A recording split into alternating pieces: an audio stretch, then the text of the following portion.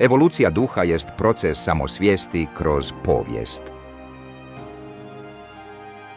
Što je racionalno, stvarno je, a što je stvarno, racionalno je. Sloboda nije odsustvo zakona, već postojanje zakona koji proizlazi iz naše volje.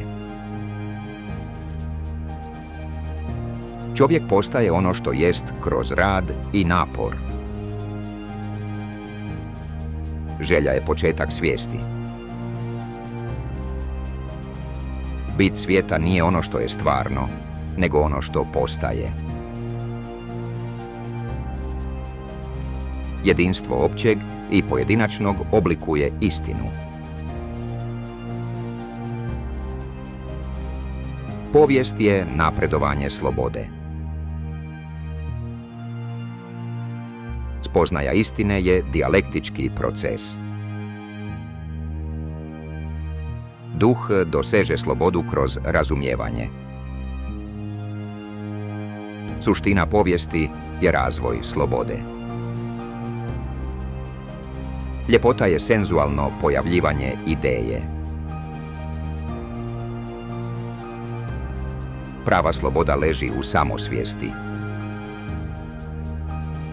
Zlo nije samo nedostatak dobra, ono je također aktivno djelovanje. Naša svijest prolazi kroz faze razvoja. Filozofija je vlastito doba uhvaćeno u mislima. Svaka faza duha nužna je za njegov razvoj. Država je realizacija moralne ideje. Jedino kroz rad čovjek stvara sebe. Svrha uma je postizanje potpune slobode. Sreća nije cilj, ona je rezultat ostvarene slobode. Svijest dolazi do slobode kroz samospoznaju. Čovjek se mora suočiti s proturječjem kako bi napredovao. Ništa veliko u životu nije postignuto bez strasti.